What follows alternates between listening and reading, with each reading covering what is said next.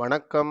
நான் உங்கள் நிசாந்தன் சார். நாங்க இன்றைய பார்க்க இருக்க வினாத்தாள், கொழும்பு வலய கல்வி நிலையத்தினால் தரம் 10 மாணவர்களுக்காக நடத்தப்பட்ட 2ஆம் தவணை பரீட்சை 2026. இந்த வினாத்தாள் பகுதி 1 ஏயிலே அமையப்பெற்ற 25 வினாக்களையும் இந்த வீடியோவில் தெளிவாக விளக்கமாக பார்க்க இருக்கிறோம். நீங்கள் என்ன இந்த குறித்த 25 வினாக்களையும் செய்து பார்க்கலன்னா டிஸ்கிரிப்ஷன் பகுதியை செக் பண்ணி பாருங்க பிள்ளைகள். பகுதி 1 ஏ இந்த வீடியோவில் கட்டாயம் வீடியோ லிங்க் இருக்கும். பிறகுதான் மற்ற வீடியோக்கள் நிரப்பப்படும். விட்டு முழுமையாக செஞ்ச பிறகுதான் மற்ற வீடியோக்களில் நிரப்பப்படும். ஸோ கீழே டிஸ்கிரிப்ஷன் பகுதியில் கட்டாயம் லிங்க் இருக்கும். ஒருக்கா தரவிறக்கம் செய்து பார்த்துட்டு வீடியோக்குள்ளே வாங்க. புள்ளியிடக்கூடிய வகையில் தான் திருத்திறக்கு இருக்கிறோம்.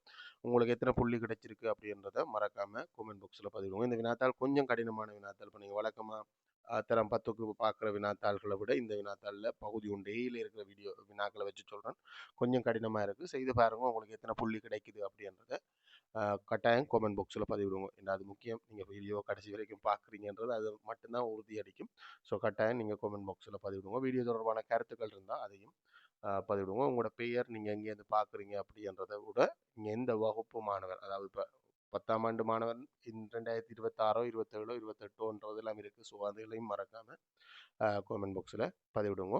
இந்த வீடியோ எனது சூம் மூலமான கணித வகுப்பு இந்த ரெக்கார்டிங் நீங்களோ இல்லை உங்களோட தம்பி தங்கைகளோ சூம் மூலமான கணித வகுப்புகளுக்கு இணைந்து கொள்ளலாம். தர 10, 11க்கான வகுப்புகள் தொடர்ச்சியாக இடம்பெற்று கொண்டிருக்கும். ஒரு காலத்துக்கு முன்பு 9 நடந்தது. ஆனால் இப்போ 9 எனக்கு எடுக்கிறதுக்கான நேரம் இல்லை. ஆனால் 10, 11க்கான வகுப்புகள் தொடர்ச்சியாக நடைபெறும் என்று நினைக்கிறேன். ஸோ நீங்கள் இணைந்து கொள்றேன்னா தாராளமாக இணைந்து கொள்ளலாம். இதன் மூலம் எனக்கு ஒரு வருமானம் கிடைக்கும். அதே நேரம் உங்களுக்கு தெளிவான புரிதலோட கணிதத்தை கற்றுக்கொள்ளக்கூடியதாக இருக்கும். மிக பாடப்பிறப்பு விளங்கப்படுத்துறதுன்றது மிகவும் கூடுதலான நேரம் கலந்துரையாடல் மெதட்ல இருக்கும். நீங்கள் கதைக்கிறத வச்சு தான் வகுப்பை கொண்டு போயிடு. நீங்கள் கதைக்கிறீங்கன்னா வகுப்பே கொண்டு போயிடாது. ஸோ கதைக்கக்கூடிய ஆக்கள் ஆர்வம் உள்ள பிள்ளைகளாக இருந்தால் கட்டாயம் வகுப்புக்கு இணைந்து கொள்ளுங்க. உங்களுக்கும் பயனுள்ளதாக இருக்கும், எனக்கும் பயனுள்ளதாக இருக்கும். ஸோ இணைந்து கொள்றேன்டா அது தொடர்பான விவரத்தை என்ன கேட்டும் பெற்றுக்கொள்ளக்கூடியதாக இருக்கும். சரி, வாங்குவோம் கேள்விக்குள்ள போவோம். இந்த வினாத்தாள்லையும் 12வது கேள்வி நீங்கள் ஒரு கேத்திர கேள்வியில 2 இடத்துல சி வந்துருச்சு. 15 2 இடத்துல சி வந்துருச்சு. ஸோ ஒரு சி தேவையற்றது. நீங்கள் அதை அழிச்சு விடுவோம். இல்லை அழிச்சு போட்டு வேற பேர் போட்டாலும் ஓகே. எந்த வேண்டா இந்த சி எங்களுக்கு தேவையில்லாதது. நீங்கள் ஏபிசிடி என்று வேணுமெண்டா போட்டு போடலாம். இல்லை தேவையும் இல்லை, அது இல்லாமலும் உங்களால் இந்த கணக்கை செய்யக்கூடியதாக இருக்கும். ஒருக்கா நீங்கள் இதை ஒருக்கா செக் பண்ணிக்கொள்ளுங்க. இதால் சில நேரம் குழம்பி இருக்கலாம், அதனால தான் சொல்கிறேன். Right, okay. நம்ம கேள்விக்கு போக முடியாது. கடகண்டு சொல்லி கொண்டு போகிறேன். தேவையான இடத்துல மட்டும் நாங்கள் நின்று ஆறுதலாக செய்வோம். மற்றபடி இதை வேகப்படுத்தக்கூடிய இடத்துல வேகப்படுத்தி செஞ்சால் எங்களுக்கு நேர மிச்சம். எனக்கு நேரம் எது தேவையில்லாமல் ஒரு பேப்பருக்கு எடுப்பான். ஒரு சுவரை நிர்மாணிப்பதற்கு, அதாவது கட்டுவதற்கு 4 மனிதர்களுக்கு 6 நாட்கள் எடுக்கும் என மதிப்பிடப்பட்டுள்ளது. ஸோ சுவர் நிர்மாணிக்கப்படையில 4 பேரை போட்டு செஞ்சா 6 நாள்ல செய்ய முடியும் என்று மதிப்பிடப்படுது. யாரால? அதுல அனுபவம் வாய்ந்த ஆக்களா இருக்கலாம், இல்ல அது தொடர்பாக படித்த ஆக்களாக இருக்கலாம். ஸோ அது அவரால் மதிப்பிடப்படுது. முதல் நாள் வேலை செய்த பின்னர் மேலும் ஒரு மனிதர் அக்குழுவுடன் சேர்ந்தார். அப்ப ஆல்ரெடி அந்த குழுவில் எத்தனை பேர் இருக்கிறீங்க? ஏற்கனவே அந்த குழுவுல 4 பேர் இருக்கிறீங்கடா. அந்த வேற எதுவும் சொல்ல இல்லையா? அந்த ஏற்கனவே அந்த குழுவுல 4 பேர் இருக்கிறீங்க. மேலும் ஒரு மனிதர் முதல் நாள் வேலைக்கு பிறகுதான் அந்த குழுவோட சேர்ந்து கொண்டாண்டா. அச்சுவரை முழுமையாக நிர்மாணித்து முடிக்க எடுக்கும் மொத்த நாட்களின் எண்ணிக்கையை காண்க.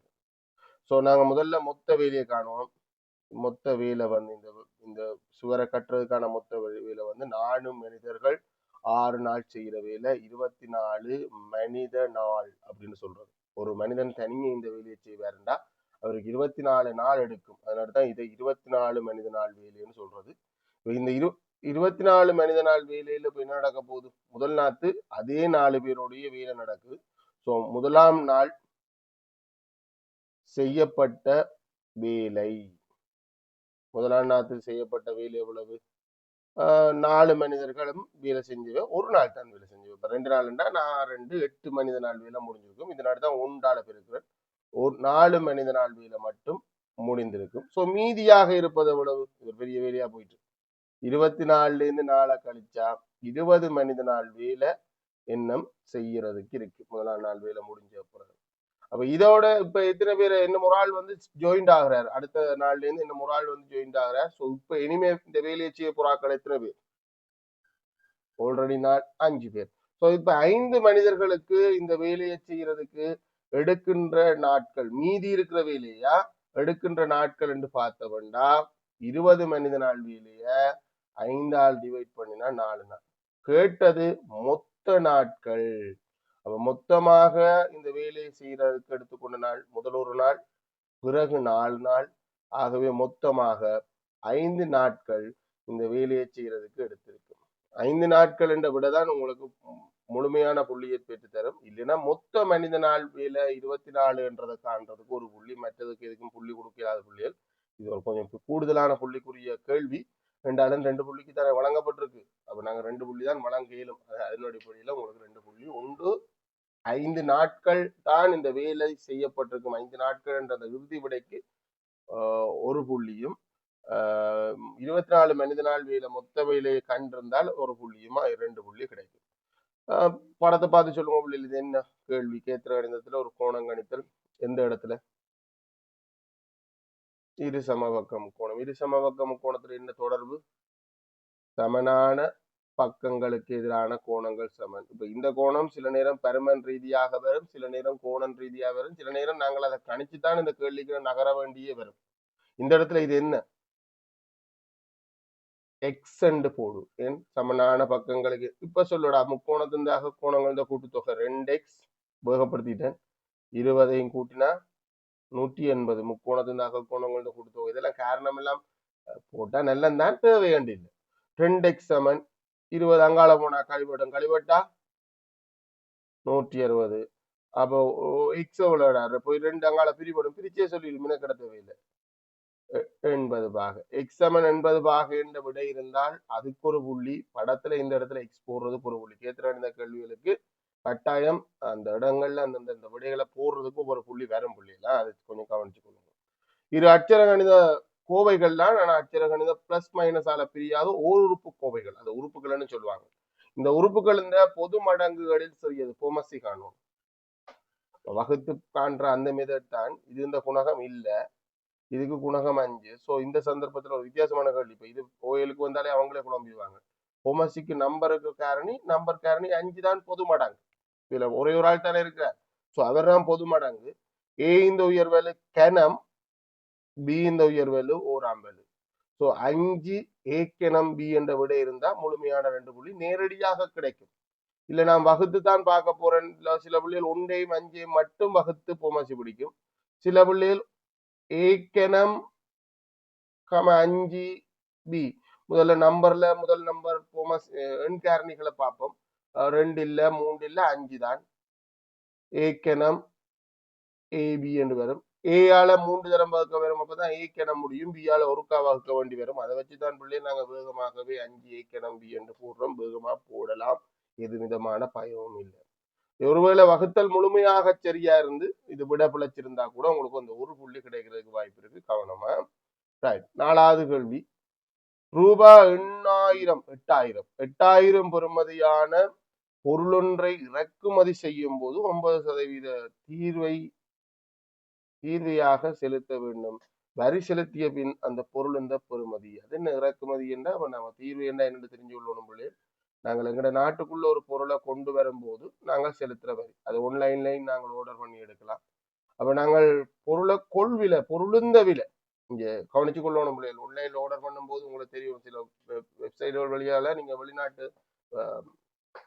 டராசங்கட உள்ளூர் நான் அறிஞ்சு, அதே இந்த அலிபாபா என்ன எல்லாம் இருக்குது,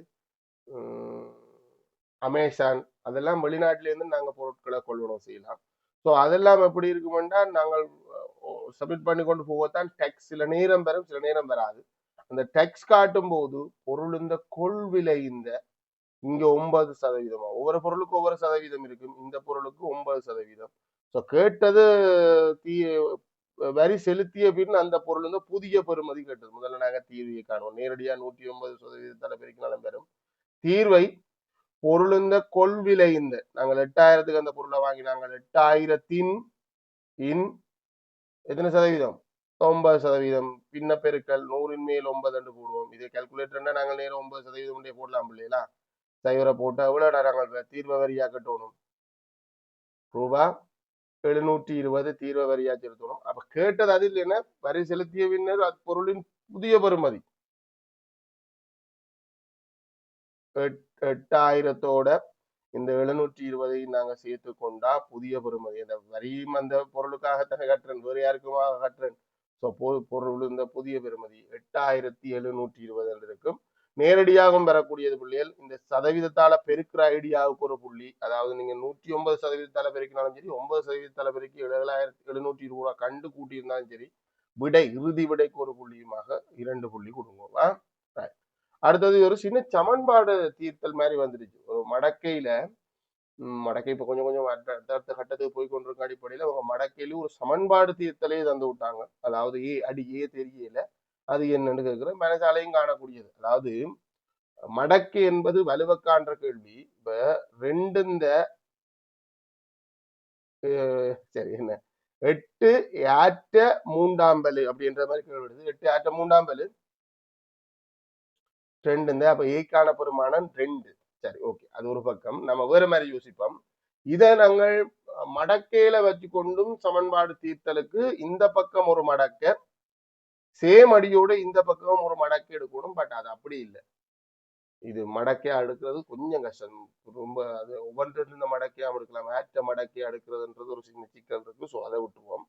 இதை நாங்கள் சுட்டி வடிவத்துக்கு மாற்றுவோம். இதுதான் பகுதி 1 இல்லை. பகுதி 1க்கு உலக காலத்துக்கு இப்படியெல்லாம் கணக்கு வந்ததில்லை. உலக காலம் வந்த கணக்கு எப்படி இருக்குமெண்டா, மடக்கையில இருந்து சுட்டியில இருந்து மடக்கை அவ்வளவு இலகுவா வந்தது. இப்ப கொஞ்சம் கொஞ்சமா கொஞ்சம் கஷ்டத்துக்கு போறாங்க.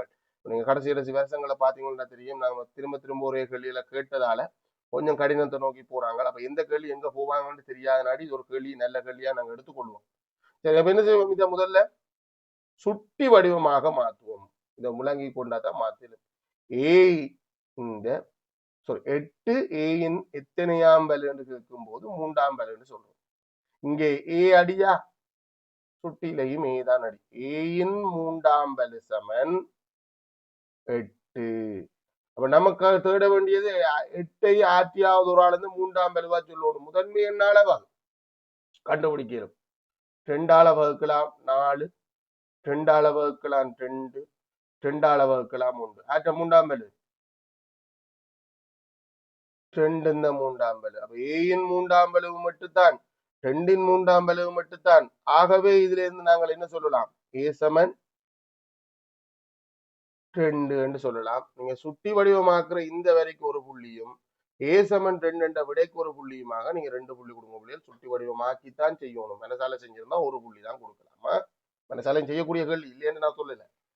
நான் மனசால செய்தேன், நீங்களும் செய்வீங்க எனக்கும் தெரியும். ஆனா மனசால செஞ்சால் ஒரு புள்ளி தான் கொடுக்கலாம். சில கேள்விகள் அப்படித்தான். ரைட். அடுத்த கேள்வி, சொருக்குக அச்சர கணித பின்ன கூட்டல். எண் கணிதமா இருந்தாலும் அச்சர கணிதமா இருந்தாலும் பின்ன கூட்டல் சேம் ரூல்ஸ். பகுதி எண் சமனா இருக்கணும். சமனா இல்லையண்டா பொமசி எடுத்து சமனாக்கணும். பொமசியை சொல்லுங்க வேண்டாம். நம்பருக்கு 3 தான் பொமசி. அப்ப இது 3ஆல பெருக்கப்பட்டுட்டு சமவெளி பின்னம். இதை 3ஆல பெருக்கித்தான் சமனாக்கிட்டேன். அப்ப மேலையும் 3ஆல பெருக்கணும். 3x. இது சேம் அப்படியே மாறையில பகுதி எண், அதன் அடுத்த பகுதி எண் மாறையிலன்னு சொன்னாலும் சரி, 1ஆல பெருக்கி இருக்கேன் 1ஆல பெருக்கிறேன்னு சொன்னாலும் சரி. இப்ப சொல்லுங்கடா, மேல 3 மேல் 5x. அப்புறம் குழம்பிக் கொள்றையில மேல பகுதி எண்ணை விட தொகுதி எண் பெருசா இருக்கு, அப்படியெல்லாம் குழம்பிக் கொள்றையில பின்னத்தை பொறுத்த வரைக்கும் கிளப்பு எண் முறைமை இல்லா பின்னம் என்ற கதைக்கு இடமே இல்லை. பின்னம் என்றா பின்னம், கீழே ஒரு ஆள் மேலே ஒரு ஆள். அதை விட்டு நீங்க பயப்படுறதுக்கு ஒண்ணும் இல்லை. ஸோ இந்த விடை இருந்தா முழுமையான 2 புள்ளியும் கொடுங்க பிள்ளைகள். இல்லை இந்த வரி இருந்தால் ஒரு புள்ளி கொடுக்கலாமா. அடுத்தது 7வது கணக்கு. தெரிஞ்சு கொள்ளணும், இது என்ன கணக்கு, தீர்த்தல். தீர்த்தல்ல நாங்கள் எத்தனை வகையான தீர்த்தல், அதாவது தீர்த்தல்னா எக்ஸினுடைய பெருமானத்தை காண்பது. தீர்த்தல்ல நாங்கள் எத்தனை வகையான தீர்த்தல் பார்த்திருக்கிறோம். முதலாவது எளிய சமன்பாடு தீர்த்தல். ஒன்றுக்கு மேற்பட்ட இடத்துல எக்ஸ் இருக்கலாம், பட் எல்லா எக்ஸும் ஒரே படிநிலையில இருக்கும், ஒன்றாக்கியலும்.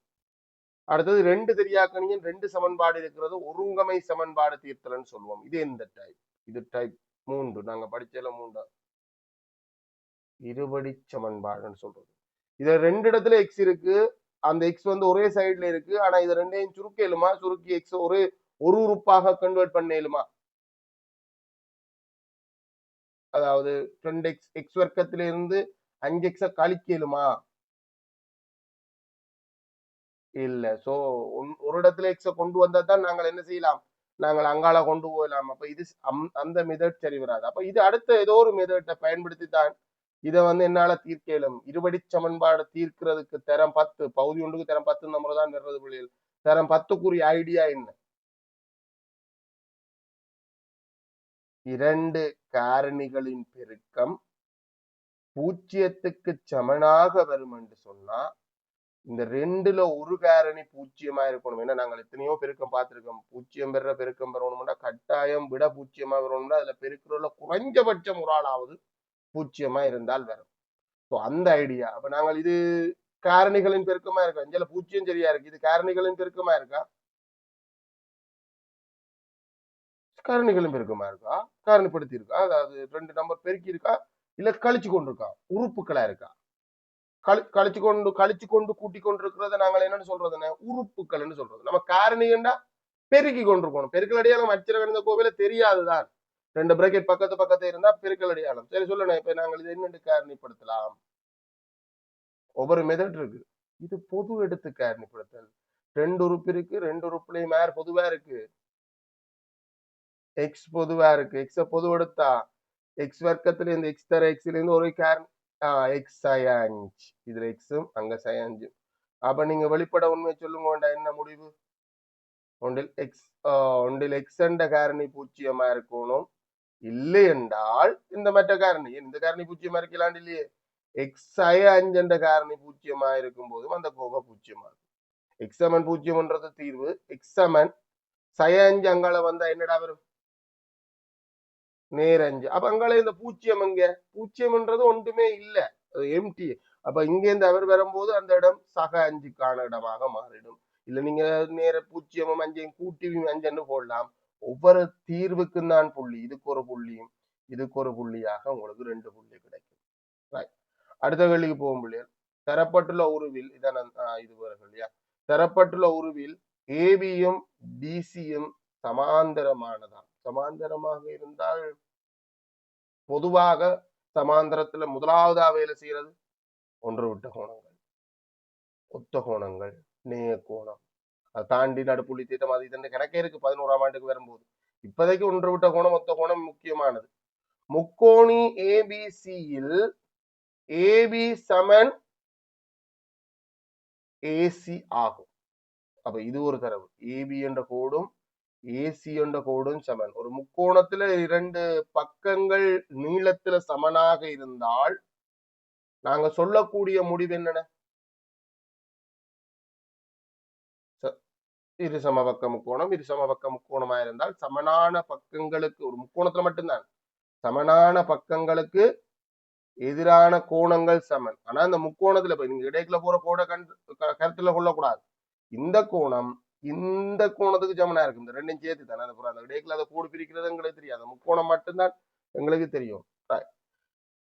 பிடி ஆனது இந்த பிடி என்ற கோடு ஏபிசியை இரு சம கூறிடுகின்றது. சோ இந்த ரெண்டு கோணமும் சமன். இப்ப இந்த கோணம் எக்ஸ் என்று சொன்னா இந்த கோணம் எக்ஸ். தெரியல, கேட்கறது அதுதான் கேட்கறானோ தெரியல. நம்ம எக்ஸே போட்டுட்டேன். ஏ என்னும் போட்டிருக்கலாம். ஏசிபி ஏசிபி இந்த கோணம் 80 பாகையா எனின் பிடிசி இந்த கோணத்தை தான் கேட்டிருக்கோம். அதுக்கு தான் நாங்கள் எக்ஸ் போட்டுக்கணும். சரி, இப்ப அதுக்கு ஏ போடுவோம். ஏ தான் தேடி போறோமா? ஏ பொதுவா எக்ஸ தேடி தேடி பழகி போச்சு கணிதத்துல. அதனால எக்ஸ் அங்க போட்டுருக்கணுமா? இது ஏ என்று போட்டுக்கலாம். இந்த கோணத்தின் பெருமென நாங்கள் வந்து காணணும். மிக இலகு பெருசா யோசிக்காங்க. நாங்க முதல் ரெண்டு தொடர்பு எடுத்திருக்கோம். ஒன்று சமாந்தர கோடையும் மனசுல வச்சுக்கொள்ளணும், மறந்துடக்கூடாது. ரெண்டாவது இப்ப ரெண்டு பக்கம் நீளத்துல சமன்னு சொன்னது. ஒரு முக்கோணத்துல ரெண்டு பக்கம் நீளத்துல சமனா இருந்தா படத்தையே நீ 100% பயன்படுது. சமனான பக்கங்களுக்கு எதிரான கோணம் சமன். சோ இந்த கோணம் 80 இந்த ரெண்டும் சேர்த்து 80. இது சமகூறுடுதுன்னு சொன்னது. சோ இது எத்தனை ரெண்டா பிரிச்சுட்டு இது 40 பாக இது 40 பாக. இப்ப நான் ஏ காணணும்னா இந்த முக்கோணத்தின் கோணமாக கருதலாம். இல்ல இங்கால இருக்கிற குட்டி முக்கோணத்தின் கோணமாக கருதலாம். நான் எந்த முக்கோணத்தின் கோணமாக கருத போறேன்டா பிசிடி என்ற முக்கோணத்தின் கோணமாகத்தான் கருத போறேன். அந்த தேடி வந்தது ஏ கோணத்தை தான். அந்த டி உச்சி டியில் அமையப்பட்ட கோணம். அதுக்கு எனக்கு ஒரு பிரச்சனை எங்க இருக்குன்னா இந்த உச்சி கோணம் 40 பாக அந்த உச்சி கோணம் ஏ. சி என்ற உச்சியில இப்ப நான் டாக் பண்ணிருக்க அந்த சி என்ற உச்சியில இருக்கிற உச்சி கோணம் எது 80 மட்டுமா? இல்ல இந்த கோணம் தெரியும். இந்த கோணத்தை எப்படி காணலாம்டா? வடைய பாருங்க, நீங்க ஒன்று விட்ட கோணத்தை மறந்துட்டீங்க. சமாந்தர நேர்கோடா இருந்தா ஒன்று விட்ட கோணங்கள் சமன். இந்த கோணத்தை நம்ம கால்குலேட் கணிக்கணும். இதை விடடா முக்கோணத்தின் அகக்கோணங்கள் இந்த கூட்டுத்தொகை 180 பாக என்பது இல்ல. முக்கோணத்தின் அகக்கோணங்கள் கூட்டுத்தொகை 180 பாக. இங்க எண்பது, இங்க எண்பது. 80 எத்தனை ஆயிடுச்சு? 160. சோ இது எத்தனை பாக? 20 பாக. அப்ப அது என்ன சார் பார்க்க 20 மாதிரி பாரும்படி போனோம்னா இது என்ன கண்டுபிடிக்கிறேன். இப்போ ஒன்று விட்ட கோணம் என்ற அடிப்படையில இந்த கோணம் இங்க வந்து சேரும் 20 பாக. இப்ப முக்கோணத்தின் அகக்கோணத்தை சொல்லுங்கடா. 140. மற்றது இது நீ ரெண்டையும் சேர்த்து சொல்லலாம். இல்ல 80 சக 20 போடுறேன். இது ரெண்டும் சேர்ந்து ஒரு கோணம் தானே. 80 சக 20. அடுத்தது மொத்தம் 3 கோணத்தையும் கூட்ட 180 பாக. 3 4 பேரை கூட்டிக்கீங்களே. 3 கோணம் 4 உறுப்பு. மொத்தமா எல்லாரையும் கூட்டும் 140ஓட கூட்ட 180. 140 அங்கால போனா கழிக்கும். கழிச்சே சொல்லு 40 பாகை. 40 படத்துல நீங்க படத்தை 100% பயன்படுத்தலாம்டா. இதுல ஒரு தேற்றம் பயன்படுத்தினாலும் உங்களுக்கு ஒரு மார்க்ஸ் வந்துடும். அப்படி சமனான பக்கங்களுக்கு எதிரான கோணம் சமனோ, இல்ல முக்கோணத்தின் அகக்கோணங்கள்ல கூட்டுத்தொகை சமனோ, இல்லையண்டா ஒன்று விட்ட கோணம் சமனோ, அதுக்கு ஒரு மார்க்ஸ் வந்துடும். அந்த குறித்த கோணம் பிடிசி பேர் சொல்லணும் இல்ல, அங்கே போட்டு இங்கே போட்டா சரியா. பிடிசி சமன் 40 பாகை என்ற விடை இருந்தால் உங்களுக்கு அடுத்த புள்ளி வரும். மொத்தம் 2 புள்ளி. செய்க வழிக்கு ஒரு புள்ளி, விடைக்கு ஒரு புள்ளி. படத்தை 100% நீ செய்க வழிக்காக பயன்படுத்தலாம். நாம தேவையில்லாம சொல்லி இருக்கோம் என்ன. சரி, நாம முக்கோண ரைட். இந்த கேள்வி இருக்கு. இந்த கேள்விக்கு நாங்க கூட தூரம் சுத்தி வந்துட்டோம். அது மிக இலகுவாகவும் முடிஞ்சிருக்கு. நாங்கள் இந்த ஒன்று விட்ட கோணத்தை வச்சு நான் இந்த கோணத்தை கண்டு முக்கோணத்தின் உச்சி கோணமாகத்தான் நான் இதை கருதினான். மிக இலகுவாகவும் முடியுது. எப்படின்னு சொன்னா இங்க பாருங்க, இதுலயும் ஒரு ஒன்று விட்ட கோணம் இருக்கிறார். அவ்வளவு தூரம் சுத்தாமலும் ஷார்ட் கட்டுக்குள்ளால வருது. எப்படி செஞ்சாலும் ஒரே விட தான் கேத்துற நேரத்துலதான் சிறப்பு. ஸோ நேரடியாகவே நீங்கள் எது கோண இருகூறாக்கியோட போதும். இந்த கோணம் கண்டிருக்க தேவையில்லை, ஒன்றும் கண்டிருக்க தேவையில்லை. இது 20 கண்டிருக்க தேவையில்லை, இது 80, இது அது இந்த பாதி 40 ஒன்று விட்ட கோணம். ஸோ கேட்ட கோணம் கோணம் வந்து நேரடியாக 40 பாகையும் நீங்க போட்டிருக்கலாம். அதான நான் சொன்னான். நீங்க அப்போ நீங்க பயன்படுத்த வேண்டிய தேற்றம் இதுல ஏதாவது ஒரு தேற்றம் பயன்படுத்தி இருந்தால், அதாவது சமனான பக்கங்களுக்கு எதிரான கோணங்கள் சமன் என்ற தேற்றமும் ஒன்று விட்ட கோண தேற்றமும் போதும். 2 தேற்றம் தான் பயன்படுத்தணும்ன்றதுதான் ரூல்ஸ். நேரடியாக 40 போடக்கூடியதா இருக்கு. படத்துக்கு ஒரு மார்க்ஸ், விடைக்கு ஒரு மார்க்ஸ் நேரடியாக வரலாம். சரி, ஓகே தானேம்மா? நான் கவனிக்கல, உண்மையை நான் கவனிக்கல. கேத்திராணியத்துக்கு அதான் சிக்கல். நம்ம ஒரு வழியில செஞ்சு ஓட்டு போவோம், அதுக்கு ஒரு ஷார்ட் கட் இருக்கும். நம்ம அதை கவனிக்காம நாங்கள் பெருசா சுத்துவோம். அது சரி. 9வது கேள்வி ஒரு நேர்கோடு தந்திருக்கு. பட் அதுல ஒரு சின்ன சிக்கல் என்னன்னா, நேர்கோட்டு சமன்பாடு வழக்கமான வடிவம் இல்லை. நாங்க பொதுவா நேர்கோட்டு இந்த வடிவம் என்ன வடிவத்துல நாங்கள் y சமன் mx plus c இந்த வடிவத்துல எழுதினாத்தான் இதுதான் எங்கள் இந்த பொது வடிவம். இந்த வடிவத்தில் இருக்கும் போது எக்ஸ் இந்த குணகம் தான் படித்திறன், இந்த வடிவத்தில் இருக்கும் போது ஒருமைதான் வெட்டு துண்டு. ஆனா இங்க என்ன பிரச்சனை என்றா, இந்த கோட்டு இந்த வடிவத்தின் படித்திறன் வெட்டு துண்டு என்பவற்றை காண்க. இது தரம் 9க்குரிய கேள்வி. நாங்கள் 10ஆம் ஆண்டுல பெருசா அப்படி படங்கு பார்த்ததுல 10ஆம் ஆண்டுல என்ன செய்திருப்போம்னா, 2 புள்ளிகளின் ஆள்கூறுகள் தரப்படும் போது படித்திறன் வெட்டு துண்டை காண்றதுதான் நாங்கள் தரம் 10ல படித்த கேள்வி. இது வந்து 2 புள்ளிகளின் ஆள்கூறு தந்த கேள்வி இல்லை. இது எப்படிப்பட்ட கேள்வியா இருக்கு? சமன்பாடு தந்துட்டு, சார்ந்த சமன்பாடை தந்துட்டு எங்களுக்கு என்னதை காணணும்? படித்திறன் வெட்டு துண்டை காணணும். அதுக்கு இந்த வடிவத்துக்கு மாற்றணும். மைய இழுவாய் மாற்றம் செய்யணும். மைய இழுவாய் மாற்றம் செய்யணும்டா இந்த பெருக்கிற ரெண்டை அங்க அனுப்புவோம். அங்க போனா 2 பேரையும் பிரிக்கும். ஒட்டு மொத்தமா கீழ் 2 வரும். அது கரைச்சல் நாங்கள் பிடிச்சுவோம். y சமன் எப்படி எழுதுவோமா? எழுதிக்காரன் 2y சமன் x ஆக 4. சமன்பாடுல இருக்க ஒவ்வொரு உறுப்பையும் 2ஆல பிரிக்கிறது. எல்லாரும் இப்படி பிரிச்சாலும் சமன்பாடு குழப்பாது, சின்னனாக முடியும், குழம்பாது. இப்போ 1 பிரிச்சா இது வெட்டுப்பட்டுரும். y சமன் 2 வரும். இது எக்ஸின் கீழ் 2 வரும். ஆனா பிரச்சனை என்னன்னா குணகம் இருக்கணும். அதனாடி அரை எக்ஸ் என்று போடுறேன். சக இதை நாங்கள் சுருக்கேலும் சுருக்க முடியாது. இதுவும் பின்னமா வரும். இதை சுருக்கேலும் சுருக்கினா 2. இந்த வடிவத்தில் இருக்கும் போதுதான் எக்ஸ் இந்த குணகம் படித்திறன் ஒருமை வெட்டு துண்டு. ஆகவே படித்திறன் எம் என்றே போடுறேன். நீங்க படித்திறன் என்னும் போடலாமா? படித்திறன் எம், எம் சமன் என்னும் போடலாம். இல்ல படித்திறன் அரை வெட்டு துண்டு நேர் 2 பையச்சு சரியா நேர் 2ல போட்டோம். படித்திறனுக்கு ஒரு புள்ளி, வெட்டு துண்டுக்கு ஒரு புள்ளியாக உங்களுக்கு 2 புள்ளி கிடைக்கும். 10வது கேள்விக்கு வரும் பிள்ளைகள், ஒரு அச்சர கணித மூறுப்பு இருபடி கோவை ஒன்று தந்துட்டு காரணிப்படுத்த சொல்லியிருக்கு. மூறுப்பு இருபடி கோவை, எல்லா மூறுப்பு இருபடி கோவையும் காரணிப்படுத்த முடியும் என்று இல்ல, காரணிப்படுத்த முடிந்தால் 2 ஈருறுப்பு காரணி இருக்கும். எக்ஸ் வர்க்கத்துக்கு முன்னால குணகம் இல்லைன்னா நீ வேகமாவே சொல்லலாம். ஆனா நான் வேகமா சொல்லல. எக்ஸ் வர்க்கத்துக்கு முன்னால குணகம் இல்லைன்னா நீ வேகமாவே சொல்லலாம். காரணிப்படுத்த முடிந்தால் அது செவ்வகமாக வரும் என்றதுல நாங்க பரப்பளவுடையலாம் நான் கதைச்சிருக்கேன், ஞாபகம் இருக்கும்னு நினைக்கிறேன். காரணிப்படுத்தி முடிந்தால் 2 ஈருறுப்பு காரணி வரும். எக்ஸ் வர்க்கம் வரணுமெண்டா கட்டாயம் முதலாவதால் எக்ஸ் தர எக்ஸ் தான் எங்களுக்கு எக்ஸ் வர்க்கத்தை தரக்கூடிய பெருக்கம். முதல் உறுப்பு எக்ஸ் வர்க்கமா இருக்குனாடி, கடைசி உறுப்பு 72 இருக்கக்கூடியதால 72 தரக்கூடிய கனபெருக்கங்கள் இருக்கு. அதை நம்ம யோசிக்கணும். சய 72, சாதாரண 72 வரை இல்ல, சய 72 தரக்கூடிய நிறைய பெருக்கங்கள் இருக்கு. நம்ம 72 மட்டும் யோசிப்போம். கணக்கு இருந்தாலும் உங்களுக்கு பக்கத்து இருக்கணும். நான் நினைக்கிறேன் 9, 8 இங்க பல பெருக்கங்கள் இருக்கு. 9, 8, 72 என்னடா மைனஸ் ரெண்டா 2 பேரும் சேர்க்கும் போது கழிவட்டு ஒன்று வரணும். என்ன ஒன்று வரணும்? மறை ஒன்று வரணும். ஸோ பெரியவருக்கு மற, சின்னவருக்கு நேர். இப்ப நீங்க அந்த அந்த இடைவெளியில அதை நிரப்பி பாருங்க பிள்ளைகள். இந்த இடத்துல மறை 9ம் இந்த இடத்துல நேர் 8ம் போட்டு பாருங்க. பெருக்க என்ன வருது இந்த இடத்துல? நீங்க சின்ன வயசுல படிச்சிருப்பீங்க. என்ன பெருக்க? விரைவு கணிதம். அந்த பெருக்கல் மாதிரி தான். மறை 9ஐயும் நேர் 8ஐயும் பெருக்கினா மறை 72 சரியா இருக்கு. மறை 9 தர எக்ஸ் இந்த இடத்துல ஃபில் பண்ணி பார்ப்போம். மறை 9 எக்ஸ், நேர் 8 தர எக்ஸ், நேர் 8 எக்ஸ், இது ரெண்டையும் சேர்த்தா என்ன வரும் பிள்ளைகள்?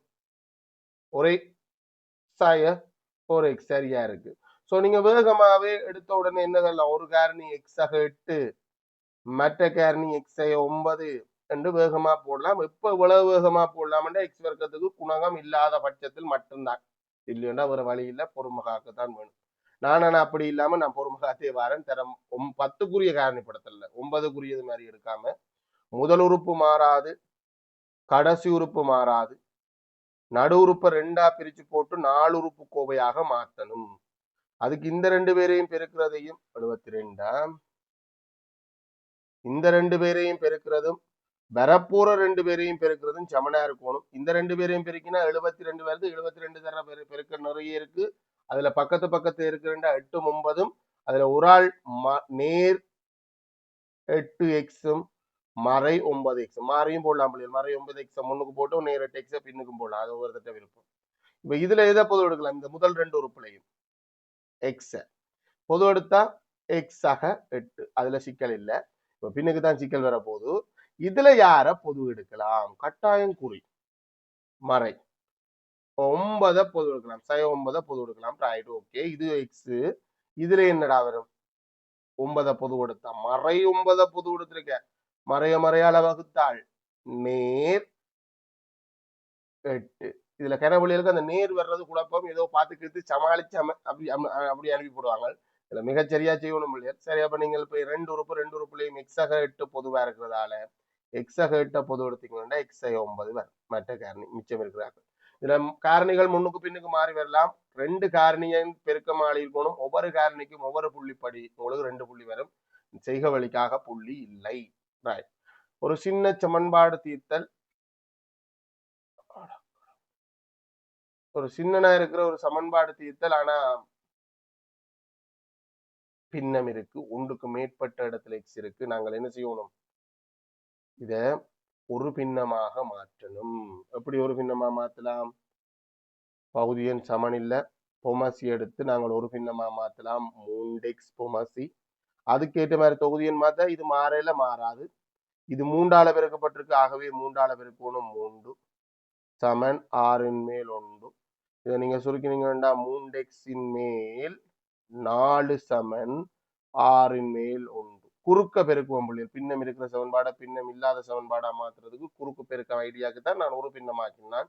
3x 1 பெருக்கப்பட்டா 3x 6 4 பெருக்கப்பட்ட இந்த 6 அங்க போனது பெருக்குது 24. ஸோ எக்ஸை காணோம்டா ரெண்டு பக்கம் மூன்றால பிரிச்சாலும் சரி, இங்க பெருக்கிற மூன்று அங்கால போய் பிரிச்சாலும் சரி. எக்ஸ் எத்தனை 8. எக்ஸ் 8 கண்டுபிடிச்சிருந்தீங்கன்னா உங்களுக்கு 2 புள்ளி வரும் செய்க வழியோட. இது ஒரு டைப், அதாவது குறுக்கு பெருக்க மெத்தட்ல போறது.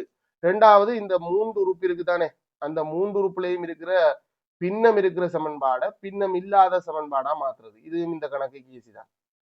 அதுக்கு நாங்கள் என்ன செய்யணும்டா, இருக்கிற 3 பேர்ட்டையும் பொமசி பார்ப்போம். இந்த ஆரை விட்டுறக்கூடாது. 3 பேர்ட்டையும் பொமசி என்ன, ஆர்எக்ஸ் சமன்பாடு ஒட்டு மொத்தமா நீங்க ஆர்எக்ஸ் ஆல 3 பேரையுமே பெருக்குங்க, பெருசாக்குறீங்க, ஒன்றும் பிரச்சனை இல்லை. இங்க வெட்டுப்படக்கூடியது எக்ஸ் வெட்டுப்படும், 3ஆல வெட்டினா இது 2 முறை, இது எக்ஸ் மட்டும்தான் வெட்டுப்படும், இது 6 மட்டும்தான் வெட்டுப்படும். இங்க சுருக்கினா இந்த ஒன்றையும் தனித்தனியா சுருக்கி போடணும். இதை சுருக்கினா எத்தனை 14, இதை சுருக்கினா 6, அங்கே எக்ஸ். ஸோ எக்ஸ் சமன் 14 இந்த 6 போனா 8. இப்படியும் பெறலாம். ஸோ இப்படி வந்தாலும் உங்களுக்கு 2 வழிதான், இதுக்கு 2 வழிதான். ஸோ இப்படி வந்திருந்தாலும் உங்களுக்கு 2 புள்ளி கிடைக்கும். விடை இருந்து செய்க வழியோடு இருந்தா 2 புள்ளி, விடை மட்டும் இருந்தா 1 புள்ளி விடுங்க. ஒரு தரப்பட்டுள்ள அரைச்சுரை ஒரு அரைவட்டமாகும். அரைவட்டமும் இக்கூட்டுருவின் சுற்றளவை காண்க. இப்ப நமக்கு முக்கோணம் சமபக்க முக்கோணம். ஸோ இது 14 சென்டிமீட்டர், இது 14 சென்டிமீட்டர். சுற்றளவுண்டா சுற்றி உள்ள நீளம். எனக்கு சுற்றி வரைக்க முக்கியமா எது தேவையிடா, வில்லுந்த நீளம். அவ வில்லுந்த நீளத்துக்கு என்ன சூத்திரம், வில்லின் நீளம் சமன் முழுவட்டமாக இருந்தால் பையார் வர்க்கம் பரப்பளவடாப்பா. வில்லுந்த நீளம் முழுவட்டமாக இருந்தால் அதை பரிதி என்று சொல்லுவோம். பரிதியின் சூத்திரம் 2πr. அது இந்த அரைவாசி என்னாடி அரை, அரை தர 2πr இல்ல 2πr தர அரை, அதுல பிரச்சனை இல்லை. இங்க 360 மேல் தீட்டா பயன்படுத்த தேவையில்லை. 2 π 22 கீழ் 7. அரை கவனம், இந்த அரை வட்டத்தோட தான் கவனம். 14 சொல்றீங்களடா, அரை வட்டத்தோடு தான் கவனம். அரை மிக முக்கியம் பிள்ளை. அரை வட்டத்துல மையத்திலிருந்து பரிதிக்கான தூரம் இது விட்டம். அப்ப 7 தர அரை பெருக்கம் வெட்டப்படுறத வெட்டுறா.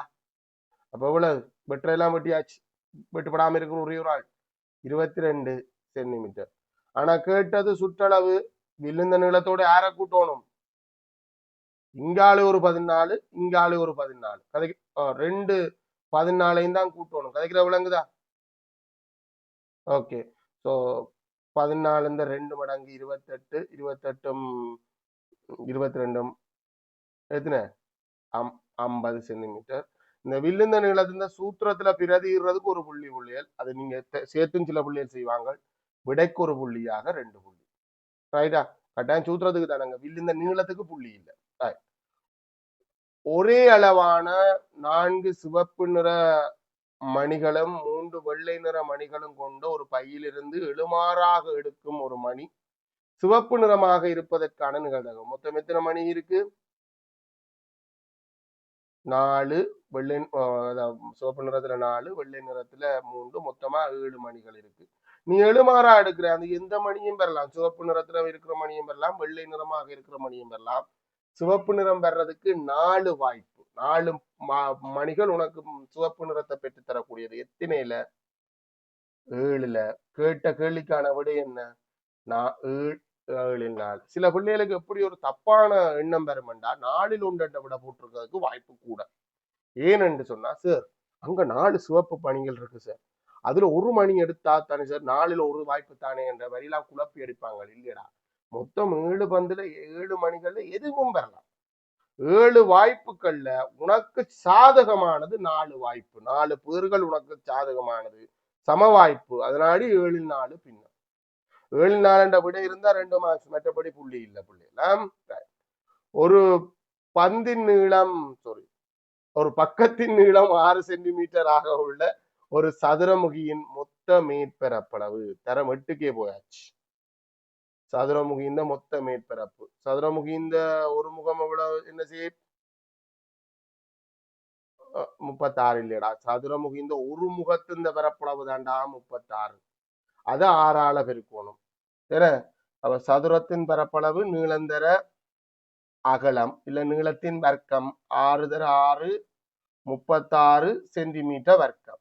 ஆனா எனக்கு இப்ப எத்தனை முகம் இருக்கு மொத்தம் சதுரமுகிக்கு, ஆறு, அந்த ஆறையும் ஃபில் பண்ணணும்னா மொத்த மேற்பரப்பு, அந்த மொத்த மேற்பரப்புன்னு தான் சொல்லுவோம், மொத்த பரப்புன்னு சொல்றேன். மொத்த மேற்பரப்பு 36 ஆறால பெருக்க ஆறு இந்த ஆறுன்றது ஆறு முகம், உயரம் ஆறுன்ற புறம் பெருக்க இல்லையா, அது கிணளவும் இதுவும் ஒன்றுதான். 36 ஆறை போட்டு 3 மிச்சம் 216 சென்டிமீட்டர் வர்க்கம்தான், பரப்பளவு தான். சென்டிமீட்டர் கிணத்துக்கு போற இல்லை, அதுக்கு இது சென்டிமீட்டர் இல்லை, இது பக்கங்கள் எண்ணிக்கையால பெருக்கிறேன். ஸோ விட 216 செய்க வழியோட வந்திருந்தா 2 புள்ளி. ஆனா இது தரம் 8க்குரிய கேள்வி. மேற்பரப்பளவு நாங்க படிக்கல தான், நியாயம் தான். இங்க படிக்கல திண்மங்கள், இங்க தரம் 10ல நாங்கள் உருளை இந்த மேற்பரப்பளவு படிக்க இருக்கிறோம். Third term syllabus. அரியங்கள் இந்த மேற்பரப்பளவு, முக்கோண அரியத்தின் மேற்பரப்பளவு படிக்க இருக்கோம், அது படிக்கல. அதனாலதான் இந்த கேள்வி 8ஆம் ஆண்டிலிருந்து வந்திருக்கு. முக்கோணி ஏபிசியில் பக்கம் பிசி ஆனது டி வரை நீட்டப்பட்டுள்ளது. சோ இது என்ன, இந்த முக்கோணத்துக்கு வேற வெளியில வந்திருக்காரு. வெளியில ஒரு புறக்கோணம், ஒரு கோட்டை நீட்டுவதால உண்டாகிற கோணத்தை புறக்கோணம்னு சொல்லுவோம். டி 130ன்னு சொல்லியிருக்கு. புறக்கோணம் தொடர்பான தேட்டம் உங்களுக்கு தெரியும். புறக்கோணம் அகத்தெதிர் கோணங்கள்னு கூட்டுத்தொகை சமன். ஆனா இது அங்க வரான்னு நினைக்கிறேன், நான் பாத்துறேன், செஞ்சு பார்த்தேன், இது அங்க வராது. ஏசிபி கோணம், ஏசிபி கோணம், இந்த கோணம் இருக்குதானே, இந்த கோணம் உங்களுக்கு தெரியும் தானே, எந்த எவ்வளோடா 50 பாக. ஏண்டா நேர்கோட்டுல உள்ள அடுத்துள்ள கோணங்கள் கூட்டுத்தொகை 180 பாக. ஸோ இங்க 130 வந்துட்டா, உலகத்து ரெண்டும் சேர்த்து 50 பாக. இருகூறாக்கியானது, இருகூறாக்கி என்ன அர்த்தம்? இந்த இருகூறாக்கினா அந்த கோணத்தை சரியா ரெண்டா வெட்டி கொண்டு போற கூடு, சரியா ரெண்டா வெட்டுது. ஸோ அது ரெண்டா வெட்டினா அப்ப இந்த கோணம் உங்களுக்கு தெரியும். 50 ரெண்டா, இது 25 பாக, இது 25 பாக. இருகூறாக்கியானது ஏபிக்கு செங்குத்தாகும். சோ அங்க போய் அது செங்கோணத்தை வேறு ஆக்குது, அது படத்துல வந்து போட்டிருக்கும். ஏபிசி, ஏபிசி இந்த கோணத்துக்கு எக்ஸ்டெண்ட் அச்சரம் போடும். இந்த கோணத்தை இந்த பெருமனை கேட்டிருக்கு. நீ ரெண்டு விதமா காணலாம். இங்க இருக்கிற செங்குத்தை வச்சு புறக்கோண தேற்றத்தை பயன்படுத்தலாம். எக்ஸம் இந்த 25 எக்ஸையும் கூட்டினா 90 வரும் போடலாம். ரெண்டாவது, இந்த பக்கம் செங்குத்தண்டா இந்த பக்கம் செங்குத்து தானே, ரெண்டு பக்கம் வேற வேறையா, முக்கோணத்தின் அகக்கோண தேற்றத்தை போடலாம். எதுல? சிபிஇ என்ற முக்கோணத்துல. அங்கால பெரிய முக்கோணத்துக்கு எல்லாம் போக தேவையில்லை, பெரிய முக்கோணத்துக்கு போனாலும் செய்யவும் இயலாது. ஸோ இந்த முக்கோணத்துல அகக்கோண தேற்ற போட்டீங்கன்னா 25 90 எக்ஸ் கூட்டினா 180. ஓகே, இது ரெண்டையும் கூட்டினா 115. அப்ப எக்ஸ் சமன் 180ல இருந்து 115 கழிக்கணும். 110 கழிச்சா 70, அங்கால 5 கழிச்சா 65. கவனம், சில நேரம் 75 விட போடுறதுக்கான வாய்ப்புகள் கூட. நான் சொல்ற விட சரி ஒன்று பார்க்கணும். ஓகே, 65 விட இருந்தால் செய்க வழியோட இருந்தா 2 புள்ளி. இங்க 25 போடுறதுக்கு ஒரு புள்ளி வரும். அந்த ஒரு கோணம் 25 கண்டுபிடிக்கிறதுக்கு ஒரு புள்ளி வரும். 16வது கேள்வி. தரப்பட்டுள்ள வட்டத்தின் மையம் தந்திருக்குது, மையத்தினூடாக போற கோடு தந்திருக்குது. ஆனா பிரச்சனை என்னண்டா, நீங்க இந்த திட்டங்கள் படிக்கணும். அது 11ஆம் ஆண்டுக்கு தெரியும். மையத்தினூடாக போற கோடு தெரிஞ்சால் நீங்க என்ன சொல்லுவீங்க? 11ஆம் ஆண்டுக்கார சொல்லுங்க பிள்ளைகள், இது விட்டம். விட்டத்தால எதிரமைக்கிற கோணம் செங்கோணம் என்று வரும். ஆனா பிரச்சனை எங்கன்னா தரம் 10க்கு அந்த திட்டம் என்ன படிக்கல, அது தேர்ட் டேர்ம் சிலபஸ். ரைட். அப்ப இந்த தேட்டம் உங்களுக்கு எப்படி போக போகுது அப்படின்றத பாருங்க. ஒரு வட்டம் இருந்து மையம் இருந்தால், மையத்திலிருந்து வட்டத்தின் பரிதியை நோக்கி போற அத்தனை கோடுகளும் ஆரைகள். ஆரைகள் எல்லாம் என்ன மாதிரி இருக்கும்? கொண்டு சமனானது. சோ இங்க 2 இருசமபக்க முக்கோணம் உங்களுக்கு வரும். இது ஒரு இருசமபக்க முக்கோணம், அங்கே ஒரு இருசமபக்க முக்கோணம். இருசமபக்க முதல் கேள்வி வாசிட்டு வருவோமா? ஓ ஆகும். பிஓசி, பிஓசி இந்த கோணத்தின் பரமனைத்தான் கேட்டிருக்கு. இதை நான் எக்ஸ் என்று போடுறேன். கேட்ட கோணத்தை எக்ஸ் என்று போட்டா யோசிக்கிறது சோமா இருக்கும், அதுக்காண்டி எக்ஸ் என்று போடுறேன். இங்க இது ஒரு இருசமபக்கம் கோணம். என்னென்று இருசமபக்கம் கோணம்? ஆரைகள் நீளத்தில் சமன். இப்ப சொல்லு, சமனான பக்கங்களுக்கு எதிரான கோணங்கள் சமன். இந்த கோணம் எவ்வளவு? 25. இது இந்த முக்கோணத்துக்கு வேற யார்? ஒரு கோட்டை நீட்ட வந்த புறக்கோணம். அகத்தெதிர்கோணங்கள் இந்த கூட்டுத்தொகைக்கு சமன். ஸோ எக்ஸ் அதை நாம தேடி வந்து 25 பிளஸ் 25 50 பாகை. ரைட். இல்ல நீங்க அந்த பேரை போட்டு விட்டா நல்ல பிஓசி சமன் 50 பாகை என்று வரும். 11ஆம் ஆண்டு தேற்றத்தை பயன்படுத்தி வந்திருந்தாலும் அதை விடதான் வரும். ஸோ இது மிக இலகுவானது, பெரிய தூரத்துக்கு கஷ்டப்படுத்தல உங்களுக்கு. இந்த படத்துல இந்த இடத்துல 25 பாக போடுறதுக்கு ஒரு புள்ளி, விடைய போடுறதுக்கு ஒரு புள்ளி, 2 புள்ளி. சில புள்ளிகள் கோணத்தை கண்டுதான் அங்கால போயிருக்கும், அதுவும் சரி. அது 130 கண்டு முக்கோணத்தின் அகக்கோண தேற்றத்தை பயன்படுத்தி 130 கண்டுதான் அடுத்த தேற்றத்துக்கு போயிருக்கும், அதுவும் சரியா, அதுல பிரச்சனை இல்லை. அடுத்த கேள்விக்கு போவோம். ஓப்போ போனை தூக்க போறேன், எனக்கு மனசு கொடுத்துது. நீங்க நாளைக்கு வாங்கோ, ஒன்றும் செய்யலாம். நீங்க யாருன்னு தெரியாம நான் வகுப்புல வச்சுக்க மாட்டேன்.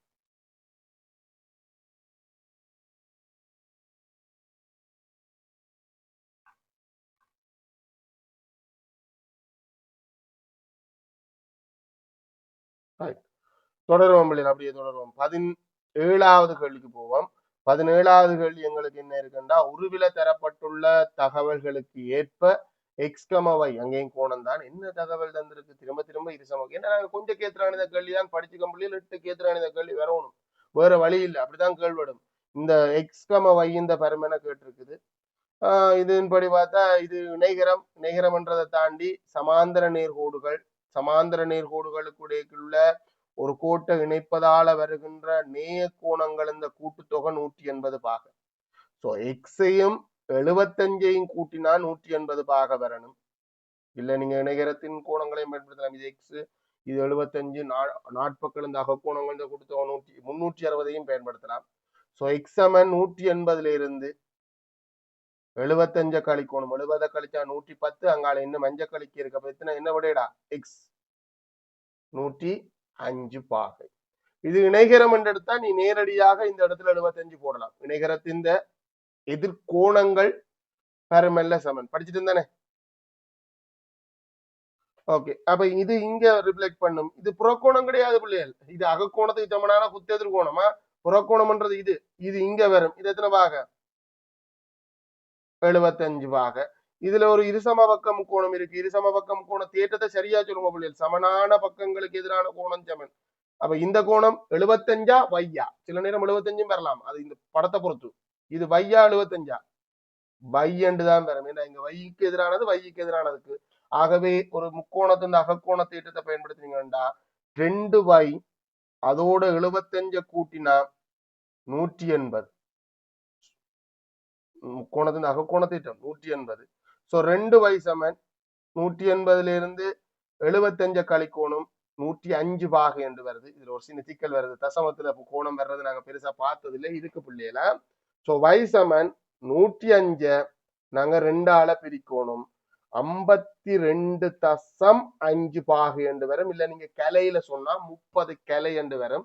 நீங்க தசத்துல சொல்றதா 30க்கு நெல்லம், இல்ல 52.5 என்று சொல்லி இருக்கலாம். இல்ல அந்த அதுல இந்த சிக்கலும் இல்லைன்னு நினைக்கிறேன்.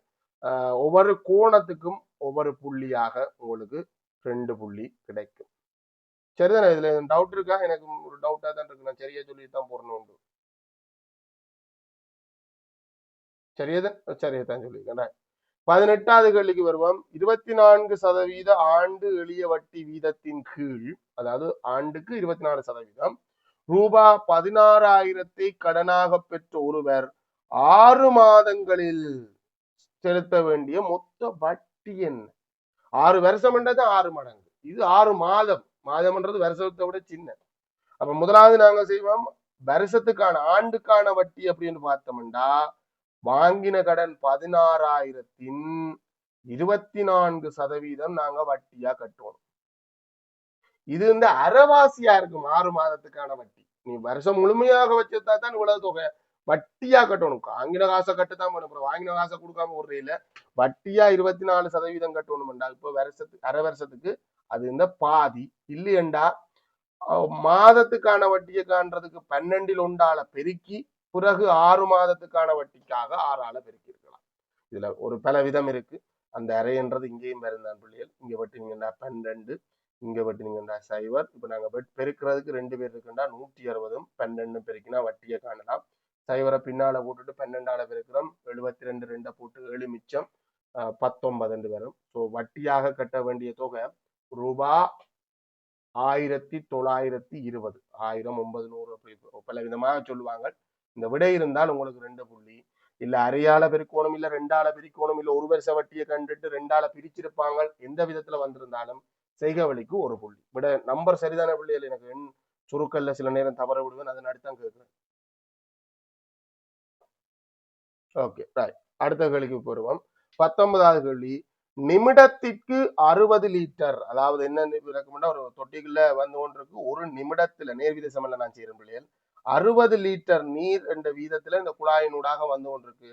எனக்கு 480 லிட்டர் கொள்ளளவுடைய நீர் தொட்டி நிரம்பணும். 480 லிட்டர் நீர் வர்றதுக்கு எவ்வளவு நேரம் வரும், டி நேரம் வரும் என்று எடுத்துக்கொள்ற நேர்வீத சமன். ஒரு நிமிடத்துல 60, 2 நிமிடத்துல 120, 2 மணி. அப்ப நேர்வீத சமன்ல குறுக்கு பெருக்கம் சமன் ட்ரை பண்றேன். 60 டீயும் பெருக்கப்பட்டா 480 வரும். 480 ஒன்றும் பெருக்கப்படுறதுக்கு சமனா இருக்கும். டி சமன் 480 நேரடியாக 60ஆல பிரிச்சிருப்பாங்க. அதெல்லாம் சரிதான் பிள்ளைகள். 48ல எத்தனை முறை 6, 8 முறை, 6 48. ஆகவே 8 வரும். என்ன அழகு பிள்ளைகள், மேல இருக்கிற அதே அழகு தான். 8 நிமிடம் எடுக்கும். 60 எத்தனையால பெருக்கினா 48 480 வரும் என்று பார்த்தாலே சரி, 60 8ஆல பெருக்கினா தான் வரும். ஆகவே 8 நிமிடம். 480 60ஆல வகுக்கணும் என்று அந்த வரி இருக்கணும். அதுக்கு ஒரு புள்ளி, விடைக்கு ஒரு புள்ளியாக உங்களுக்கு 2 புள்ளி. செய்க வழி கொஞ்சம் கட்டாயம் தான் பிள்ளைகள். இப்போ ஒரு காலத்துக்கு முன்னுக்கு செய்க வழி இல்லாட்டியும் பகுதி 1 ஏக்கு ஃபுல் மார்க்ஸ் கொடுத்து கொண்டிருந்தாங்க. இப்ப அப்படி இல்லையா? இணைகரம் ஏபிசிடி. இணைகரம் என்றதை அடையாளப்படுத்து. இணைகரம் என்றா என்ன? 2 சோடி எதிர்ப்பக்கங்கள் சமாந்தரமானது. இணைகரம் என்ற சொல்லிலேயே வந்துருச்சு. பரப்பளவு தந்திருக்கு 126 சென்டிமீட்டர் வர்க்கமாகும். முக்கோணத்தின் பரப்பளவு இது இணைகரத்தின் என்னப்பா, இந்த 2 உச்சிகளை எதிரெதிர் உச்சிகளை இணைக்கிற கோடு மூளை விட்டம். மூளை விட்டம் பரப்பை இரு சமகூரிடம். அப்ப 126 நீங்க 2ஆல பிரிச்சிங்கன்னா உங்களுக்கு 63 சென்டிமீட்டர் வர்க்கமா இருக்கும் பரப்பளவு. பிடியை காணுவோம். பிடி 2 விதமா காணலாம். இணைகரத்தின் பரப்பளவை வச்சும் காணலாம், இல்ல நாங்கள் இப்ப முதலாவது கணக்குக்கு செஞ்ச முக்கோணத்தின் பரப்பளவை வச்சும் காணலாம். இணைகரத்தின் பரப்பளவை வச்சு காண்றா நீங்க இணைகரத்தின் இது நாங்க முக்கோணத்தின் பரப்பளவை வச்சு காணுவோம். முக்கோணத்தின் பரப்பளவு சமன் அரைதர அடிதர செங்குத்துயரம். ஓகே, முக்கோணத்தின் பரப்பளவு தெரியும் உங்களுக்கு 63, அரை அரைதான், அடி 9, செங்குத்துயரம் தான் நமக்கு தெரியாது, எச்சென்று வச்சுக்கொள்றேன். இப்ப நான் வெட்ட எலுமெண்டா வெட்டுவேன், இது வெட்ட இயலாது, வெட்ட முடியாத பிடிச்சு வெட்டி 4 சமஞ்செண்டெல்லாம் போடுறேன். அப்ப இதை சுருக்கி எடுத்தா என்ன வரும்? 9 ஏச்சின் கீழ் 2 வரும். இந்த 1 தர 9, 9 தர ஏச் 9 ஏச், கீழே பகுதியன் 2 சமன் 63. இந்த 2 அங்க போய் பெருக்கும். 9 ஏச் சமன் 63 2ஆல பெருக்கணும், பெருக்கல. இந்த 9 இங்க வந்து பிரிக்கும். சோ ஏச் சமன் 63 தர 2 கீழ் 9. இப்ப வெட்டலாம். இது எத்தனை முறை? 7 முறை. 7 2 14 அலகு சென்டிமீட்டர். ரைட்டா? இந்த விடைக்கு ஒவ்வொரு புள்ளி தான் புள்ளி இல்லை. அங்கே ஒரு ஏற்கனவே 63 ஒரு புள்ளி இருக்கிறதால வேற வழி இல்லை, விடைக்குத்தான் புள்ளி. ஒவ்வொன்றுக்கும் ஒவ்வொரு புள்ளி படி உங்களுக்கு 2 புள்ளி கிடைக்கும். 22வது கேள்விக்கு வருவோம். உருவில் செங்கோண முக்கோண குறுக்குவெட்டை கொண்ட அரியத்தில் எக்ஸினால் குறிக்கப்படும் நீளம் யார்? சின்ன விஷயம். அது முக்கோண அரியமா இருக்கட்டும், அதுக்கு நாங்க படிக்கலைன்றதெல்லாம் தேவையில்லை. எக்ஸினால அரியம் பற்றி தெரியும் தானே பிள்ளைகள்? இதே நீளம் தான் இங்க. இந்த நீளமும் எக்ஸ் தான். இந்த நீளத்தை காண்றதுக்கு என்ன செய்யலாம்? செங்கோண முக்கோணம் பைதகரஸ் தேற்றம். சொல்லுங்க பிள்ளைகள். எக்ஸ் வர்க்கம் மும்மை பின்னால படிப்பீங்க, 11ஆம் ஆண்டுலாம் படிப்பீங்க. செம்பக்கத்தின் வர்க்கம் ஏனைய இரு பக்கங்களின் வர்க்கங்களின் கூட்டுத்தொகைக்கு சமன். சரி, அப்ப ஆரந்த வர்க்கம் கூட்டி போட்டு 14 வர்க்கத்துக்கு சமன் என்று சொல்றேன் இல்ல. ஆரந்த வர்க்கம் 36, 8 வர்க்கம் கூட்டினா 100. 100 ஆற்ற வர்க்கம் என்றும் காணலாம் பிள்ளைகள். இல்லையண்டா வர்க்கத்தை அங்கால அனுப்பி வர்க்க மூலம் 100 என்றும் போடலாம். ரெண்டும் சரியா? வர்க்க மூலம் 100 இந்த பெருமானம் பிளஸ் பிளஸ் ஒரு மைனஸ் வரணுமே என்று 11ஆம் ஆண்டுக்காரர் இருப்பாங்க. இது பக்க நீளம் என்ற நாடி மறை வராது. ஆகவே 10 சென்டிமீட்டர். பைதரஸ் தேற்றம் அப்ளை பண்றதுக்கு ஒரு புள்ளி, விடைக்கு ஒரு புள்ளியாக 2 புள்ளி. பைதரஸ் மும்மை நீங்க பயன்படுத்த இயலாது. 11ஆம் ஆண்டுக்காரனா இருந்தா நேரடியா விட கொடுப்பான், அவனுக்கு 2 புள்ளி கிடைக்கும். நீயும் அதனாடி நேரடி விடைக்கு நீயும் 2 புள்ளி கொடு. மும்மை உனக்கும் தெரிஞ்சுதான் எடுத்துக்கொள்ள, பிழை இல்லை. ரைட். ஏ டேஸ் இடைவெட்டு பியினால் வகை குறிக்கப்படும் பிரதேசம். நான் சொல்லியிருக்கேன் பிள்ளைகள், ஏ டேஸ் இந்த பிரதேசத்தை முதலினங்க. வட்டம் ஏ என்றா ஏ தவிர்ந்தது என்ன, வட்டத்துக்கு வெளியில இருக்குது. இதுல ஏ இல்ல, இதுல ஏ இல்ல. பி ஏ போடுறேன், இது பி, இதுவும் பி. இடைவெட்டண்டா ஏ டேஸும் இருக்கணும், அந்த குறித்த பிரதேசத்துல பியும் இருக்கணும், ரெண்டும் இருக்கணும். ரெண்டுல ஒன்று இருக்கிறது, ரெண்டுல ஒரு ஆள் இருந்தா போதும்ன்றது கைக்கணும் பிள்ளைகள். ரெண்டுல ஒரு ஆள் இருந்தாலே போதும்ன்றது ஒன்றிப்பா இடைவெட்டா ஒன்றிப்பு. இது இடைவெட்டு, ரெண்டும் இருக்கணும். ரெண்டும் இருக்கிற பிரதேசம் எது பிள்ளைகள்? இந்த ஒரே ஒரு பிரதேசத்துல மட்டும்தான் ஏ டேஷும் இருக்கு, பியும் இருக்கு. இந்த பிரதேசம் நிறந்துட்டு இருந்தா முழுமையான 2 புள்ளி, மற்றபடி உங்களுக்கு புள்ளியே இல்லை, வேற கதையே இல்லை. 23வது கேள்வி. கீழே தரப்பட்டுள்ள அட்டவணையானது ஒரு குறிப்பிட்ட நாளில் 3 எரிபொருள் நிரப்பு நிலையங்களில் விற்பனை செய்யப்பட்ட எரிபொருளின் அளவை காட்டுகின்றது. இத்தகவல்களை கொண்டு பூரணமற்ற வட்ட வரைவை பூரணப்படுத்துது. இப்ப பிரச்சனை என்ன, வட்ட வரைவு பரம்படியானதா, நாங்கள் கோணத்தை குறிக்கிறோம் பிள்ளைகள். பாகமானி வச்சு நீங்க அளந்து பாத்தீங்கன்னா சில நேரம் இது 100 பாகையா இருந்திருக்கிறதுக்கு வாய்ப்பு இல்லைன்னு நினைக்கிறேன். ரைட்டா, இது பரம்படியானது, அதனால நீங்க சண்டை பிடிக்க தேவையில்லை. இப்ப எங்களுக்கு என்னன்னா மொத்த எரிபொருள் கண்டாதான் நாங்கள் அதுக்கு ஆனதை காணலாம். மொத்தமா விற்பனை செய்யப்பட்ட எரிபொருள் 12 2 போட்டு ஒரு மிச்சம் 4 7 7200 லிட்டர் எரிபொருள் விற்பனை செய்யப்பட்டிருக்கு. அதுல 3600 லிட்டர் எரிபொருள் எந்த நிலையத்தினூடாக விற்பனை செய்யப்பட்டிருக்கு? பி என்ற நிலையத்தினூடாக. சரி அரவாசி, சரி அரவாசி என்றது 180 பாக. அதை எப்படி கண்டுபிடிக்கலாம்னா பின்ன பெருக்கல் ட்ரை பண்ணலாம், நேர்வீத சமன் ட்ரை பண்ணலாம். 7200ல 3600 பின்னம், எனக்கு 360 பாகையில் அதுக்காக ஒடுக்க போற ஆரச்சிறை கோணத்தை காணும். சதவீதமாக்கணும்னா 100ஆல பெருக்கிற மாதிரி ஆரச்சிறை கோணத்தை காணணும்னா 360 பாகையில் அதுக்கான கோணத்தை கண்டிங்களா அரை என்று வரும். அரையில 180 பாக கொடுக்கணும் என்று வரும். இல்லைன்னா நேர்வீத சமன் 7200 லிட்டர் தான் இந்த வட்ட வரைவை பிடிச்சிருக்குது. இந்த இதுல ஒப்பிடலாம், இங்க தந்ததை வச்சு நிலையமே வச்சும் ஒப்பிடலாம். 2100 பாகைண்டா 3600க்கு எவ்வளவு வரலாமா?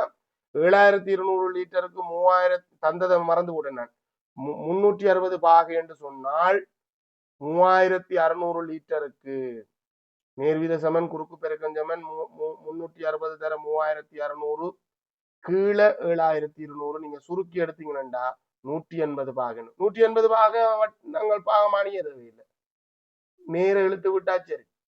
180 பாகைன்றதை குறிச்சு கொண்டா நல்ல மேனண்டா நாங்கள் கீறும்போது சின்ன சின்ன வழுக்கள் வரலாம், குறிக்காமலும் விடலாம். நேர்கோடண்டா குறிக்காமலும் விடலாம், பிரச்சனை இல்லை. இது என்ன நிலையம் பீனூடாக விற்பனை செய்யும். அப்ப மற்றது காணணும் இல்லடா, நீ கணிக்கலாம் தானே. எத்தனை பாக? 80 பாக. அது எது? நிலையம் சியினூடாக விற்பனை செய்யப்பட்டது. 180 பாக குறிக்காமல் நேர்கோடு குறிந்து நிலையம் பி என்று சொல்லி இருந்தால் இதுக்கு ஒரு புள்ளி. ஆனா இது கட்டாயம் 80 பாக குறிக்கணும் நிலையம் சி என்று சொல்லி இருந்தா அதுக்கு ஒரு புள்ளி. என்ன வட்ட வரைவை பூரணப்படுத்த சொன்னதுதான் கேள்வி. அங்க கண்ட செய்கவழிக்காக எந்த புள்ளியும் இருக்காது, மன்னசாலையும் காணக்கூடிய. 24வது கேள்வி ஒழுக்கு தொடர்பான கேள்வி என்று நினைக்கிறேன். பிசியில் இருந்து, பிசி என்றது ஒரு கோடு, 5 மீட்டர் தூரம், செங்குத்து தூரம் 5 மீட்டர் தூரத்துல இருக்கிற கோடு கீறி இருக்கு. ஆனா ஒரு புள்ளியத்தான் தேடி போறோம். அத ஒரு நேர்கோட்டில இருந்து 5 மீட்டர் தூரத்துல பல புள்ளிகள் இருக்கும். அத்தனை புள்ளிகளை இணைத்தால் அது சமாந்தர நேர்கோட்டில இருக்கும். சோ அது அங்க கீறப்பட்டிருக்கு. பிசியில் இருந்து 5 மீட்டர் தூரத்திலும், ஏயிலிருந்து 5 மீட்டர் தூரத்திலும். ஏ என்றது ஒரு நிலைத்த புள்ளி. ஏயில இருந்து 5 மீட்டர் தூரத்துல எத்தனை புள்ளிகள் இருக்கு? ஒரு குறித்த புள்ளியிலிருந்து 5 மீட்டர் தூரத்துல பல புள்ளிகள் இருக்கும். புள்ளிகள் அத்தனை புள்ளிகளை இணைச்சா என்ன வரும்? வட்டம் வரும். சோ அந்த அடிப்படையில நீங்க கவராயத்தை ஏயில வச்சு 5 மீட்டர் தூரத்துல இருக்கிற ஆல்ரெடி ஒரு புள்ளி பி தெரியும், ஸோ பியில பென்சில் முனையை வச்சு நீங்க ஒரு வட்டம் கீறி எடுக்கணும். 2வது ஒழுக்கு. இது ஒழுக்கு தொடர்பானது பிள்ளைகள். ஒழுக்கம் முழுசா கீறுறது நல்ல. ஏயில் 2வது நிபந்தனை ஏயிலிருந்து 5 மீட்டர் தூரத்தில், ஏயிலிருந்து 5 மீட்டர் தூரத்தில் இருக்கணும் அப்படின்றது 2வது ஒழுக்கு கீறிட்டோம். புள்ளி ஏக்கு கீழே, புள்ளி ஏக்கு கீழேன்னா இதுதான், இது மேல கீழேயும் அமைந்துள்ள புள்ளி பியின் அமைவிடத்தை ஒழுக்கு பற்றிய அறிவை பயன்படுத்தி குறித்து காட்டுக. இதுதான் அந்த புள்ளி பி. பூரணமற்ற உரு கீழே தரப்பட்டுள்ளது. உருவை பூரணப்படுத்துக. வட்டங்கிறதுக்கு ஒரு புள்ளி, புள்ளி பியை இனங்கான்றதுக்கு ஒரு புள்ளியாக உங்களுக்கு 2 புள்ளி வரும். ரைட். 25வது கேள்வி, உங்களோட கடைசி கேள்வி. அதுவும் பெரிய கேள்வியா இருக்கு. ஏபிசி ஒரு செங்கோண முக்கோணியாகும். பெரிய முக்கோணம், செங்கோணம், அதுல பல கோணங்கள் எல்லாம் வருது.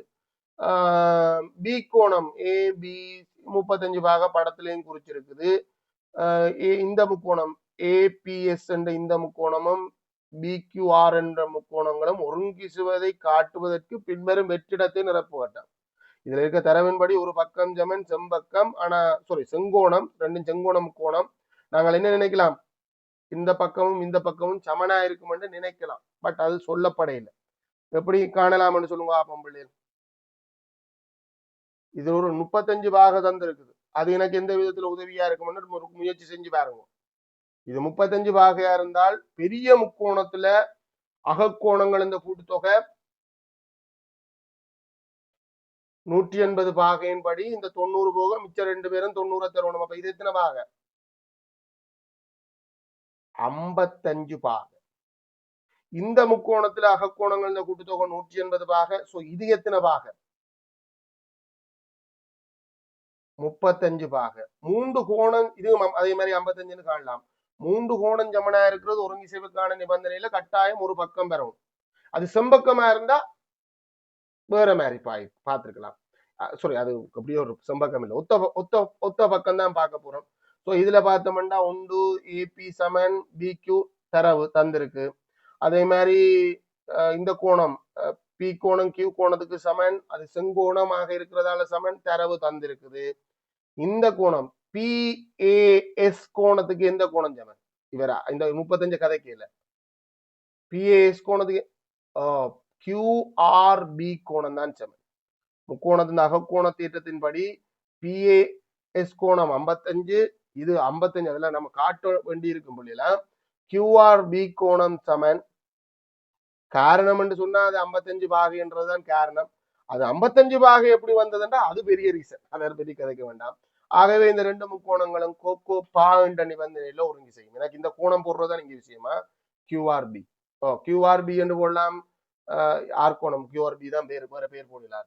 அப்படி ஒருங்கி செஞ்சா ஏஎஸ் என்ற பக்கத்துக்கு யார் சமனா இருக்கும்? ஏஎஸ் என்றது யார்? செங்கோணத்துக்கு எதிரானது. ஆகவே ஏஎஸ் என்ற பக்கத்துக்கு ஆர்பி என்று போடலாம், இல்லையண்டா பிஆர் என்று போடலாம். ஒவ்வொன்றுக்கும் ஒவ்வொரு புள்ளி. இந்த 55 இல்ல புள்ளி, இந்த கோணம் இந்த இடத்துல எழுதுறதுக்கு புள்ளி, ஆர்பியோ பிஆர் எழுதுறதுக்கு ஒரு புள்ளியாக உங்களுக்கு 2 புள்ளி கிடைக்கும். தயவு செய்து 25க்கு எத்தனை என்று சொல்ல தேவையில்லை பிள்ளைகள், உங்களுக்கு 50 புள்ளிக்கு எத்தனை. ஏன்னா இதுல ஒரு புள்ளி எல்லாம் இல்ல வந்தது. அப்ப நீங்க 25க்கு எனக்கு 24 சரி என்று சொல்றது நியாயம் இல்லை. 50க்கு எனக்கு 48 49 உங்களுக்கு எத்தனை புள்ளி? 50க்கு தான் பார்த்திருக்கோம், 25 கேள்வி தான் பார்த்திருக்கோம்.